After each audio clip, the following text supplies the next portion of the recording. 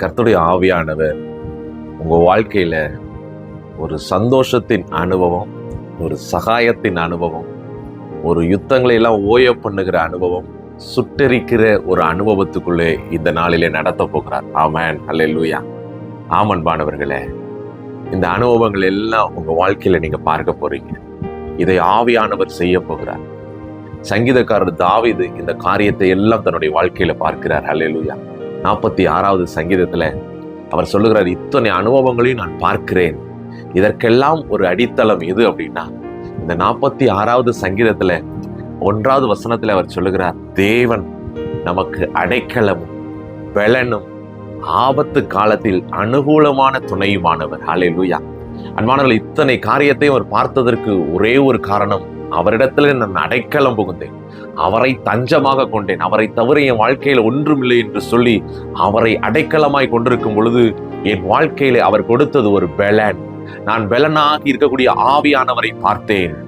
ஆவியானவர் என்ன செய்கிறார் அப்படின்னா, அனுகூலம் பண்ணக்கூடிய ஒரு துணையுமானவராக என் வாழ்க்கையில வெளிப்படுகிறார்.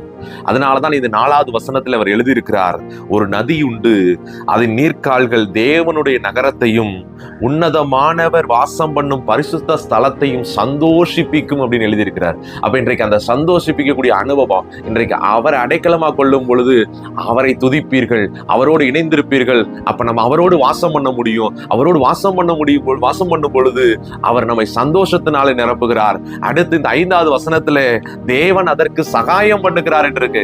அடுத்து சகாயம் பண்ணக்கூடிய ஒரு அனுபவம். தொடர்ந்து 9வது வசனத்துல பாத்தீங்க அப்படின்னா, யுத்தங்களை ஓய பண்ணுகிறார், வில்லை ஒடிக்கிறார், ஈட்டியை முறிக்கிறார், ரதங்களை சுட்டெரிக்கிறார் என்று எழுதப்பட்டிருக்கிறது.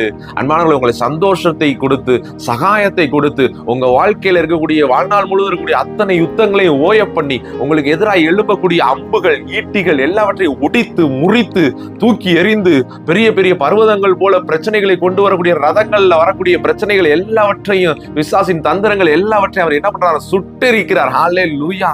அப்படிப்பட்ட அனுபவத்துக்குள்ள இன்னைக்கு நடத்த போகிறார். அதனால இன்றைக்கு நீங்கள் செய்ய வேண்டியது, யான் தேவனை தஞ்சமாக கொண்டிருக்கிறேன், தேவனை அடைக்கலமாக கொண்டிருக்கிறேன், அவர் தரக்கூடிய அந்த பலத்தால், அந்த ஆவியின் வல்லமையினால நான் ஒவ்வொரு நாளும் நிரம்ப நிரம்ப நிரம்ப இப்படிப்பட்ட அனுபவத்தை நானும் பார்ப்பேன் என்று சொல்லி நீங்க உங்களுடைய உள்ளத்துல ஒரு உறுதி எடுங்க. இன்னைக்கு ஆண்டவரை நோக்கி பாருங்க, நிச்சயமாக நீங்கள் பிரகாசிப்பீர்கள். இந்த சந்தோஷத்தின் அனுபவம், சகாயத்தின் அனுபவம், யுத்தங்களை ஓய பண்ணுகிற அனுபவம், ஈட்டிகளை முறிக்கிற ஒடிக்கிற அனுபவம், சுட்டரிக்கிற அனுபவம் எல்லாவற்றையும் பார்த்து நீங்கள் தேவனை துதிக்க போகிறீர்கள். தேவன் உங்களை நிறைவாய் ஆசீர்வதிப்பாராக. Praise the Lord. God bless you.